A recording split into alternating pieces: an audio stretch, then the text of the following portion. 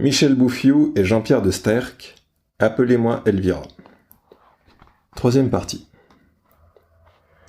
De fait, au détour d'une rue du quartier nord à Bruxelles, nous croisons l'ancienne compagne de Désiré K, lequel a choisi de se faire oublier. Roublardise oblige, il a continué pendant plusieurs mois à se faire payer le suivi de certains dossiers alors qu'il avait été remercié par l'administration. Et l'on comprend aisément que l'arnaque ne lui a pas attiré que des amis.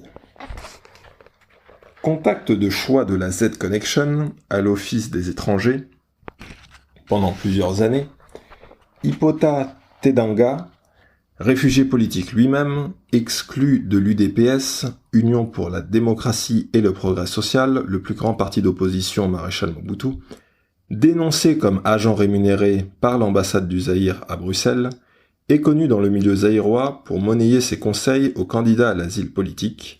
Il servit d'interprète à l'office jusqu'en 1991. Jusqu'à ce qu'il soit mis en cause dans la tentative d'enlèvement d'une jeune femme en fuite après avoir été séquestrée pendant plusieurs mois à Waterloo dans la maison du général Nzimbi, neveu du président Mobutu et chef de la division spéciale présidentielle, l'unité militaire d'élite. Candidate réfugiée politique, l'ancienne nurse des enfants Nzimbi prétendait avoir assisté à une séance de torture à Kinshasa dans la propre demeure du patron de la DSP. Très significatif de l'influence dont il jouissait. Tedanga joignit à la lettre de réponse qu'il envoya à l'hebdomadaire L'Instant, qui avait dénoncé cette tentative d'enlèvement organisée par des agents de l'ambassade, un document à en tête de l'administration de la sûreté publique du ministère de la Justice, signé par une employée de l'office.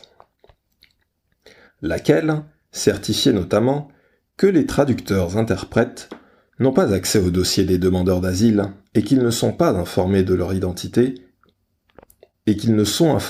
identité qu'au moment de leurs auditions. Nous avons pu apprendre pourtant que Tedanga, qui lui aussi donnait des consultations privées aux intéressés, n'avait pas hésité, dans certains cas, à prendre contact lui-même avec des candidates réfugiées pour leur proposer, contre paiement, d'arranger au mieux leur dossier. L'article 15 prévalait, encore une fois, sur les règles en vigueur dans notre pays. L'administration belge en est tellement consciente qu'elle s'est séparée, au cours de ces dernières années, de près d'une dizaine d'auxiliaires zaïrois jugés suspects, tant à l'Office des étrangers qu'au CGR. Tedanga, qui se fait désormais surnommer Tata, continue pour sa part à briefer les candidates à l'asile politique à Bruxelles. La vie en double. Ultime solution, si toutes les procédures ont été vaines pour demander l'asile, changer de nom, d'adresse, voire de province, pour retourner dans la clandestinité avec de faux papiers fabriqués de main de maître. Parfois même, par des agents consulaires ou diplomatiques. Une situation précaire, mais qui peut perdurer aussi longtemps qu'une mesure brutale d'expulsion n'est pas appliquée.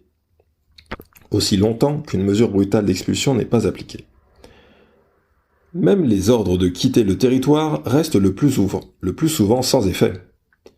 Témoignage d'un policier bruxellois.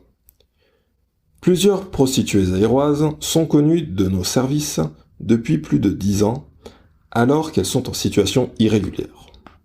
Elles collectionnent les ordres de quitter le territoire, mais vivent la situation avec philosophie, en continuant à faire le tapin. L'expulsion de force est finalement rarissime. De quoi ravir les petits poussins. De toute manière, une épreuve de repêchage régie par l'article 15 existe encore. Certaines personnes, priées de quitter le territoire, n'hésitent pas, nous explique un auxiliaire de justice, à reformuler une demande d'asile sous un nouveau nom après avoir changé de look, de passé politique et s'être fait oublier pendant plusieurs années, voire plusieurs mois seulement.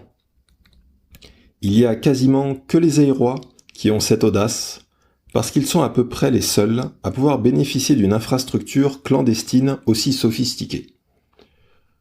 Aucune communauté immigrée en Belgique ne peut bénéficier de telle complicité à l'ambassade et fabriquer aussi facilement de faux papiers.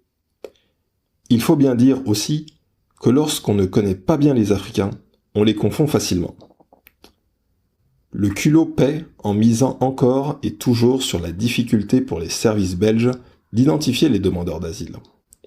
En un mot comme en 100, les moyens mis à la disposition des candidats zaïrois à l'asile politique sont légion. N'allons pas croire cependant que le système est infaillible. La Z-Connection n'est pas omnipotente au point de passer entre toutes les mailles de l'administration belge. Tant s'en faut. Nous l'avons déjà écrit et l'Office des étrangers et le CGRA procèdent régulièrement à des épurations au sein de leurs services. Depuis la fin de l'année dernière aussi, l'Office a commencé à relever systématiquement les empreintes digitales des candidats réfugiés pour éviter précisément qu'ils reformulent une nouvelle demande d'asile sous un autre nom. Plusieurs dizaines de supercheries sont déjà recensées. Par ailleurs, les dispositions légales en la matière, et surtout les délais de procédure, se sont à ce point restreints que même la mafia zaïroise, pour bien implantée et bien organisée qu'elle soit, en a subi des revers importants. Le pourcentage de 90% d'échecs dans les demandes introduites à l'Office des étrangers n'est pas sans déclencher des ondes de choc. Le nombre de tapineuses zaïroises en situation irrégulière va d'ailleurs croissant, signe indubitable de mauvaise santé des réseaux. La création, au début des années 80, d'une cellule spécialisée dans les escroqueries zaïroises à la police judiciaire de Bruxelles n'y est pas non plus étrangère. L'ESO Team, escroquerie zaïroise zaïraise Oplichtigen, comme on l'appelle, rompu à toutes les astuces de l'article 15, marque même beaucoup de points. Là où les policiers ordinaires perdent le nord dans le labyrinthe des vrais trafics, des vrais faux passeports diplomatiques, des fausses identités, des pseudo-partis d'opposition et des vrais macros, l'ESO réussit tant bien que mal à démanteler des réseaux grâce à une connaissance accrue de toutes les affaires qui touchent le grand pays africain. Qu'elles soient politiques, ethniques, géographiques, linguistiques et surtout mafieuses. Un fichier, scrupuleusement tenu à jour, permet aussi de déjouer bien des changements d'identité. Ainsi, en octobre 90, l'ESO effectuait une vaste opération dans un immeuble bruxellois, 128 rue de Brabant, et découvrait l'existence de plusieurs dizaines de prostituées zaïroises en situation irrégulière. Les souteneurs n'étaient cependant pas identifiés. L'opération permit néanmoins de créer des liens avec quelques mamas qui se rendront très utiles par la suite. En effet, certaines d'entre elles déposeront plainte contre José, un petit caïd exploitant quelques bars à filles dans le quartier de la Gare du Nord, rue d'Aarschot, non loin de la rue de Brabant. Nzialou, Makanda, de son vrai nom, la trentaine bien sonnée, domicilié à Chaumont-Gistaut, était officiellement étudiant, donc en règle. Sauf qu'il vivait avec une prostituée d'un âge assez avancé qui était propriétaire en titre des bars. Il fut rapidement démontré cependant qu'elle servait en réalité de façade pour José, le petit poussin abonné à l'école buissonnière. Placé sous mandat d'arrêt, il tenta de se faire oublier jusqu'à ce qu'il replonge, l'hiver dernier. Mais pour escroquerie cette fois. Il semble avoir abandonné le commerce des femmes pour ce nouvel art dans lequel la Z-Connection excelle.